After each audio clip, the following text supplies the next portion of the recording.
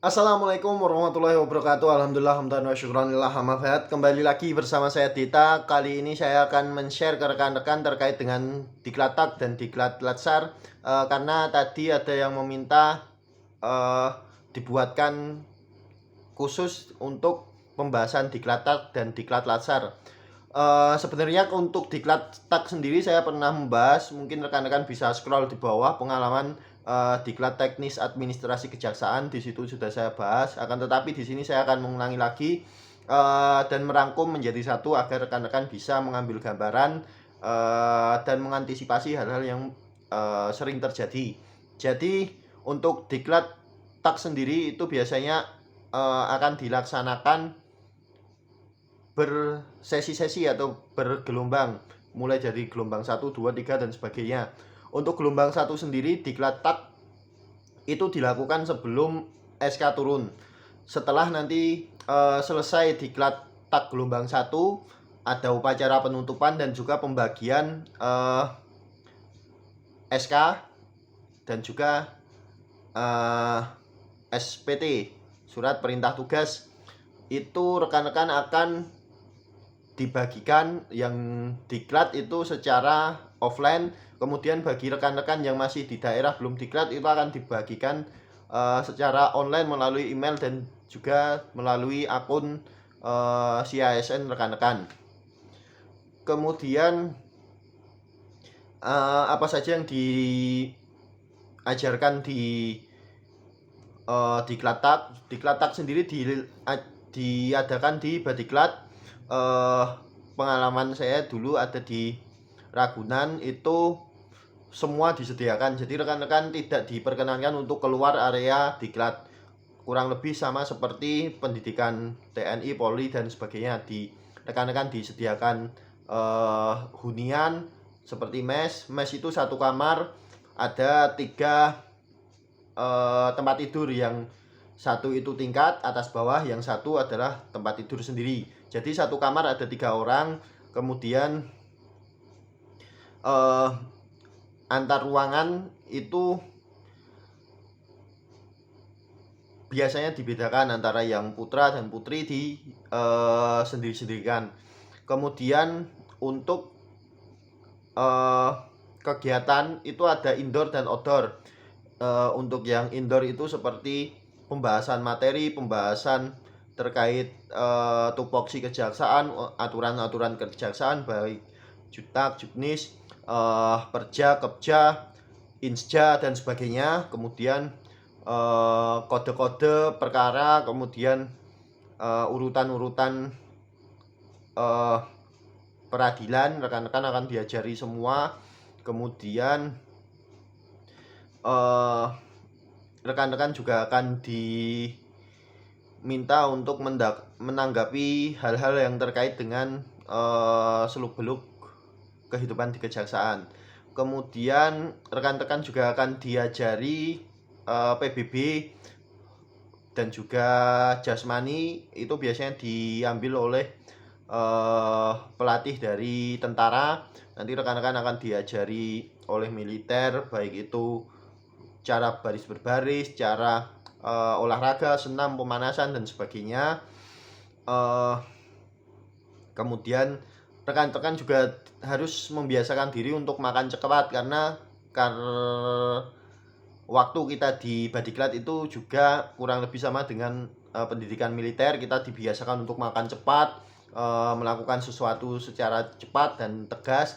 Kemudian yang paling utama adalah jaga kesehatan, karena biasanya untuk diklat di Badiklat sendiri nanti rekan-rekan dari pagi itu nanti apel pagi, apel kegiatan, kemudian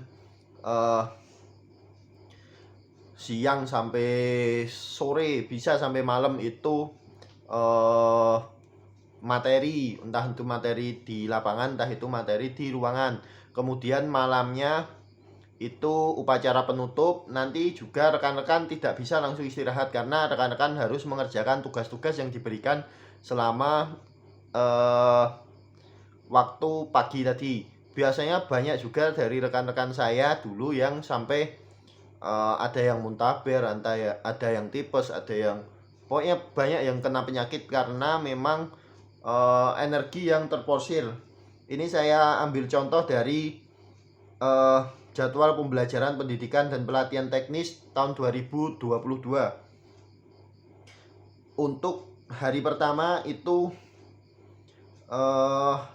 ada persiapan, kemudian itu jam 7 sudah mulai persiapan PBB sampai dengan jam setengah 5. Kemudian hari kedua itu ada pengarahan program sampai jam orientasi pembinaan korps dan lain-lain, pengarahan program sampai jam 5 juga. Kemudian Kamis itu peraturan terkait dengan PDUK, kemudian tupoksi, kemudian administrasi sampai jam 6. Kemudian jam 7 sampai jam 6. Kemudian Jumat itu jam 5. Jumat ini khusus kegiatan penyegaran. Jam 5 rekan-rekan sudah harus bangun, bahkan sebelum jam 5 ya, karena rekan-rekan harus sholat subuh dulu, kemudian ke lapangan untuk senam dan selesai pembelajaran itu jam 4. Kemudian rekan-rekan juga di hari terakhir itu diadakan ujian dan evaluasi, itu di hari ke 10 berarti. Di ujian evaluasi sendiri untuk diklat tak biasanya dilakukan secara langsung, jadi tidak satu persatu, semua diujikan secara langsung. Pertanyaannya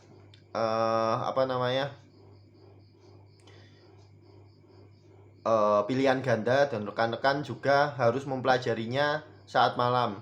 Biasanya untuk diklat tak sendiri itu memang sedikit lebih banyak yang sakit daripada diklat latsar, karena untuk diklat latsar rekan-rekan udah terbiasa dengan kinerja yang ada di kejaksaan sehingga bisa lebih sehat.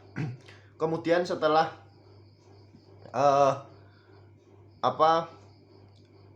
evaluasi, rekan-rekan mendapatkan nilai, kemudian lulus, rekan-rekan akan dibagikan SK penempatan.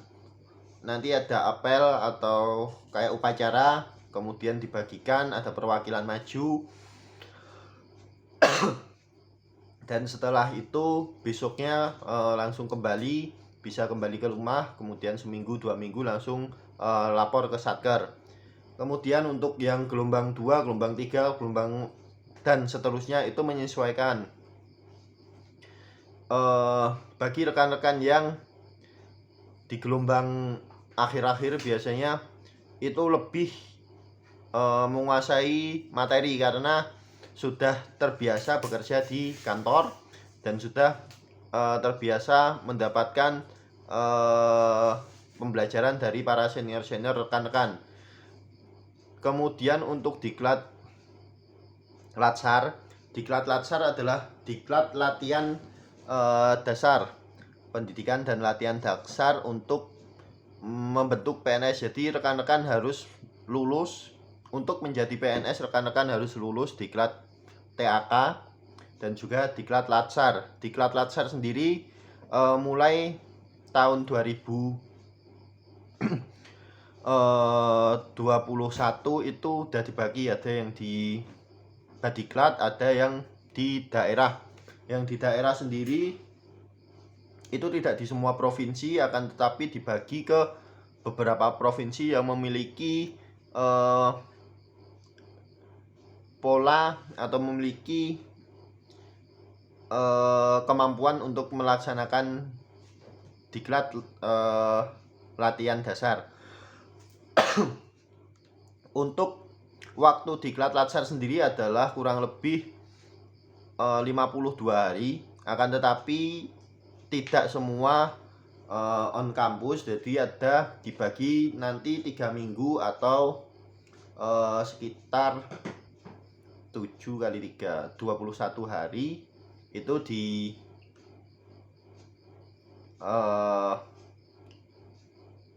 di tempat diklat, kemudian sisanya nanti di satker masing-masing. Enaknya itu rekan-rekan 3 minggu belajar, kemudian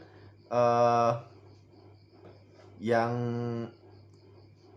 5-6 mingguan itu rekan-rekan PKL-nya di satker masing-masing. Rekan-rekan presentasikan, mengaplikasikan apa yang rekan-rekan ajari di latsar, kemudian rekan-rekan membuat suatu penemuan ataupun suatu masukan untuk sistem yang ada di satker rekan-rekan. Dan biasanya untuk masukan atau penemuan itu harus yang berbasis teknologi. Misal dari data yang sebelumnya manual disimpan di dosir-dosir, rekan-rekan menyimpan di file-file di baik itu Google Drive dan sebagainya. Kemudian dari jadwal-jadwal yang biasanya ditulis di papan tulis atau mungkin ditulis di buku catatan, di note, rekan-rekan bikin aplikasi untuk membuat jadwal, sehingga ketika nanti sudah waktunya kegiatan ada alarm masuk ke handphone atau sebagainya. Kebanyakan yang rekan-rekan aplikasikan adalah seperti itu, walaupun memang banyak juga kendala dari rekan-rekan yang berada di daerah yang susah sinyal, atau mungkin satkernya tidak memiliki penunjang yang baik, kadang tidak ada scan, tidak ada listrik, tidak ada, susah sinyal dan sebagainya. Itu memang salah satu tantangan tersendiri. Untuk diklat latsar sendiri memang pelajarannya sudah mulai masuk ke hal-hal yang teknis. Jadi rekan-rekan akan diajari mulai dari bidang-bidang, cara rekan-rekan untuk mengenali tupoksi di masing-masing bidang, kemudian cara rekan-rekan untuk naik pangkat, cara rekan-rekan mengembangkan karir ke depannya dan sebagainya. Itu untuk diklat latsar. Diklat latsar itu ujiannya nanti adalah berupa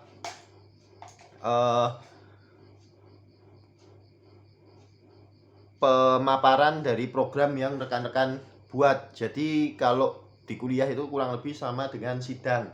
Jadi rekan-rekan akan sidang menunjukkan hasil kerja rekan-rekan selama di satker, PKL, kegiatan PKL rekan-rekan. Misal saya membuat, kalau saya dulu mengarsipkan berkas P16 dari manual, saya upload ke Google Drive karena nggak punya ide lagi. Yang lain udah diambil teman-teman, jadi saya cuma itu. Kemudian saya kasih masukan bahwa ya, karena berkas yang paling sering dicari adalah P16, karena nanti jaksanya ini itu saling berdebat, katanya tidak ikut di P16, tidak menerima tembusan P16-nya dan sebagainya. Jadi saya mengambil berkas itu untuk dimasukkan ke Google Drive.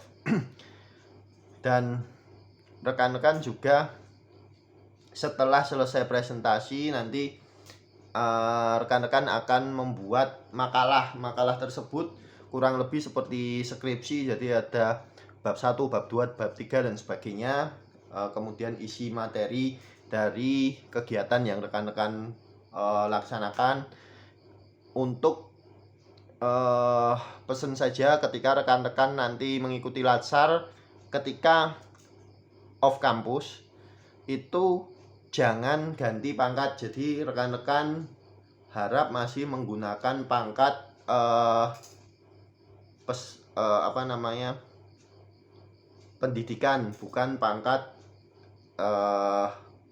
rekan-rekan masing-masing. Jadi untuk menghindari kalau nanti ada inspeksi dari daerah atau mungkin pusat, sehingga rekan-rekan tidak mendapat masalah di belakangan. Mungkin cukup sekian yang bisa saya sampaikan. Ada salah kata mohon maaf. Wabillahi taufiq wal hidayah. Wassalamualaikum warahmatullahi wabarakatuh.